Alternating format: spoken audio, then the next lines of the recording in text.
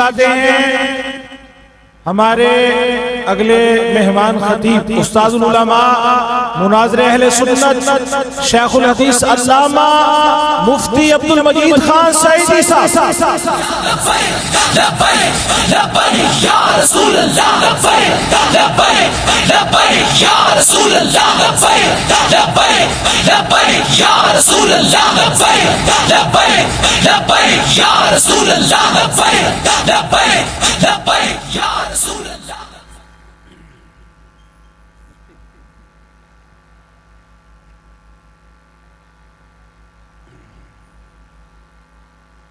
الصلاة والسلام عليك يا رسول الله وعلى آلك وأصحابك يا حبيب الله.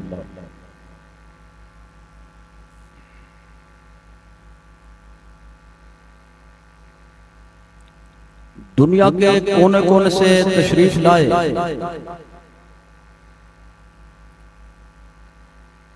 جملہ تاجداران اہل سنت علماء و مشایخ اہل سنت عمائد و زعماء مسلک اور کارکنان اہل سنت، میں سب سے پہلے شکریہ ادا کرتا ہوں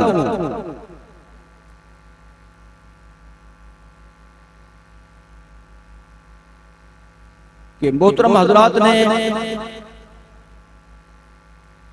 حضور امیر المجاہدین رحمہ اللہ تعالیٰ کے عرس مبارک کی تقریب میں یاد فرمایا اور اظہار خیال کا موقع فراہم کیا. کانفرنس کے مزاج کے مطابق چند منٹ کی حاضری میں میں اپنے گفتگو کو مکمل کروں گا. ایک بات اس حوالے سے جو میں اس وقت آپ حضرات کے گوش گزار کرنا چاہتا ہوں وہ یہ ہے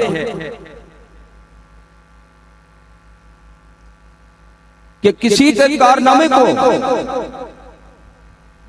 سمجھنے کے لیے کہ کتنا عظیم ہے یہ دیکھا جاتا ہے کہ اس نے کام کتنا عظیم کیا اور مسئلہ کتنا بڑا حل فرمایا.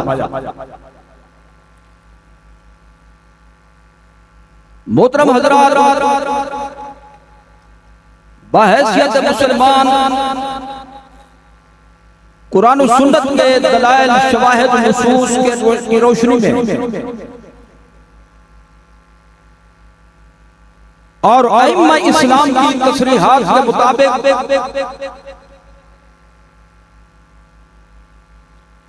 اس دنیا میں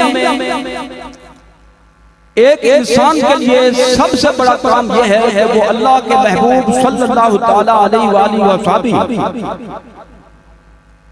وبارک وسلم کی عزت و ناموس کی پاسبانی کرے اور سرکار کی محبت کے تقاضوں کو پوری طرح عمل میں لائے. بہت سے حضرات یہ پوچھتے ہیں، سوال کرتے ہیں کہ کون سا عالم دین ہے جس کو سرکار سے محبت نہیں،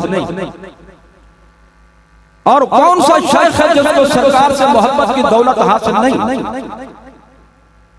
لیکن کیا وجہ ہے کہ بعض ہستیاں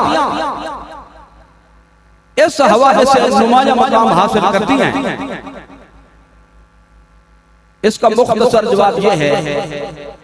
کہ حضور سرور عالم صلی اللہ تعالیٰ علیہ وآلہ وبارک وسلم کی ذات پاک سے محبت کرنے کے دو انداز ہیں.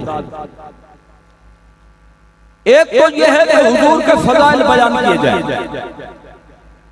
حضور کے کمالات بیان کیے جائیں، حسن و جمال کا تذکرہ کیا جائے، خد و خال کا ذکر کیا جائے، اور حضور کی زلفیں سنواری جائیں۔ اللہ تعالیٰ نے حضور کو جو محمد مناقب عطا فرمائے ان کی ترویج و اشاعت کی جائے۔ اور محبت کا دوسرا پہلو یہ ہوتا ہے کہ محبوب پر ہونے والے اعتراض کو دفع کیا جائے، محبوب کی عظمت پر ہونے والے حملے کو پسپا کیا جائے۔ قرآن و سنت کے فیصلے کے مطابق فضائل و کمالات کا بیان کرنا یہ بھی بہت بڑا منصب ہے، لیکن اس کے مقابلے میں اہمیت اس کو حاصل ہے، زیادہ اہمیت جو اس حوالے سے ان دو صورتوں میں سے جس صورت کو حاصل ہے وہ یہ ہے کہ محبوب کے دشمنوں سے نفرت کی جائے اور محبوب پر حملے ہونے والے حملوں کو پسپا کیا جائے۔ میں اس کی ایک چھوٹی سی نظیر پیش کرتا ہوں۔ دیکھیے، جب ہم نماز پڑھتے ہیں، شرائط کے پورا کرنے کے بعد ہم نے نماز شروع کی، تکبیر تحریمہ کہی، ثنا پڑھی، اس کے بعد قیام کی حالت میں نماز کا جو اصل میدان لگتا ہے وہ ہے قرآن مجید کی قرات سے۔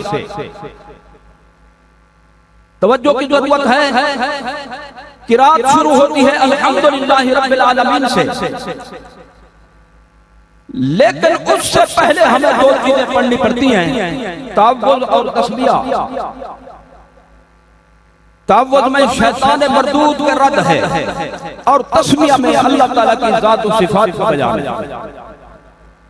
تو ہونا تو یہ چاہیے تھا کہ بسم اللہ پہلے ہوتی، تعوذ بعد میں ہوتا، بسم اللہ الرحمن الرحیم پہلے پڑھی جاتی، اعوذ باللہ من الشیطان الرجیم بعد میں پڑھی جاتی، کیونکہ بسم اللہ میں اللہ تعالیٰ کی عظمت کا بیان ہے، اللہ تعالیٰ کی ذات و صفات کا بیان ہے۔ لیکن تعوذ اس لیے پہلے ہے تسمیہ سے کہ تعوذ میں اللہ تعالیٰ کے دشمن کا رد ہے، اللہ تعالیٰ کا دشمن ابلیس اور شیطان کی تردید ہے۔ تو گویا اللہ تعالیٰ یہ فرماتا ہے کہ اگر نماز پر آنے والوں، موسم کی پرواہ نہ کرتے ہوئے میرے در پر حاضری دینے والوں، اگر واقعی تم مجھ سے سچی محبت رکھتے ہو تو میری تعریف و توصیف بعد میں کرو اور میرے دشمن شیطان کا رد پہلے کرو۔ یہ اس بات کی دلیل ہے کہ محبوب کو زلفیں سنوارنا یہ بھی بہت بڑا منصب ہے، لیکن محبوب کے دشمن اس سے نفرت رکھنا یہ اس سے زیادہ اہم ہے۔ اعلیٰ حضرت کا نام اس لیے بڑا ہے کہ آپ کے سینے میں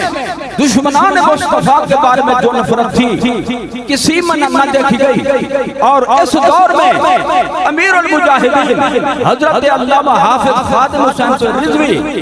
رحمت اللہ تعالی اس کی عظیم نظیر بن کر دنیا کے سامنے آئے کہ جو کہا وہ کر کے دکھایا اور دنیا کے سامنے یہ ثابت کر دیا ہم مر تو سکتے ہیں، جان تو دے سکتے ہیں، لیکن رسول